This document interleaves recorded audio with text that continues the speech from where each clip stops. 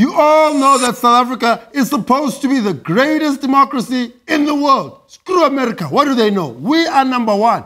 RSA. RSA. RSA.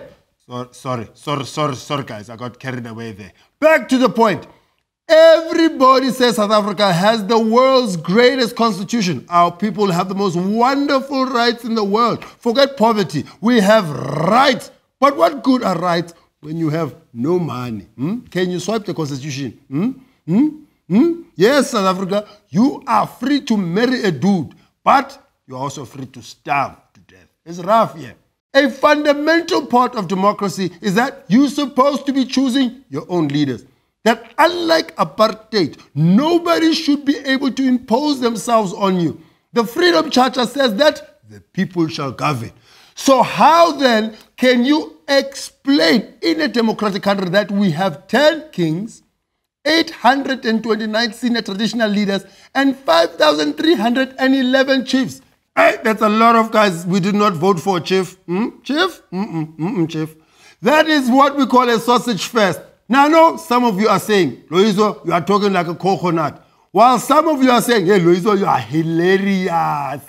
And some people are going, Loyiso, but this is our culture, this thing. And some are saying, Loyiso, you are hilarious. Well, I'm sure you are very unaware that the old apartheid government was a very enthusiastic supporter of the traditional system, even going as far as picking and choosing who gets to be chief. The old government loved the chief system because then they could pretend that black people were not citizens of South Africa, but subjects of their chiefs in their homelands. I mean, come on. Obviously, because of colonialism, a lot of black people have an emotional attachment to traditional leadership. A lot of people feel like they need to hold on to what the colonizer was trying to take away. But honestly, guys, surely we can't have it both ways. A democratic society for some, and for those living in rural areas, a life of subjugation. But the situation gets even stranger here in South Africa. Our chiefs are not happy. Representatives of the House of Traditional Leaders met with the government this week, and they had some demands, and not simple demands like, hey, don't let the people look me in the eye. No, crazy demands, crazy demands.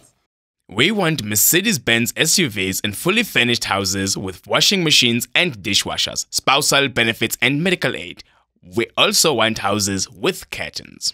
That's a very specific list of demands you guys have there, huh? I didn't realize that a Mercedes-Benz SUV was a traditional means of getting around. And washing machines and dishwashers.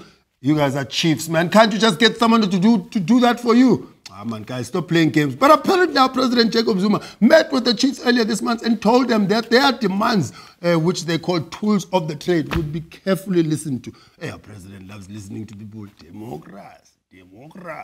Which has us wondering, where did the chiefs get this idea of getting free houses and free stuff from the government? The city press went and asked one of the representatives of the chiefs how curtains, washing machines, and dishwashers were considered tools of the trade. And this is what they said. If an MP is elected as a member of parliament, that MP will be given a house which has got all those things. What we are asking is nothing more than what they have as MPs. Look, Chief. And I mean it this time. I think you guys are missing the magic word here. The magic word here is elected, as in chosen by the people. Elected. Why can't you guys be like the king of Bafokeng? He pays his own way. His tribe has its own money. I know that everyone does not have a platinum lying around on the floor. But come on, guys. Come on. And just to show you guys that this chief business has become more about money and less about the rights of the people. I mean, look at the story. Bizarre. At just 10 years old, a little girl is the next heir to the Mujaji throne.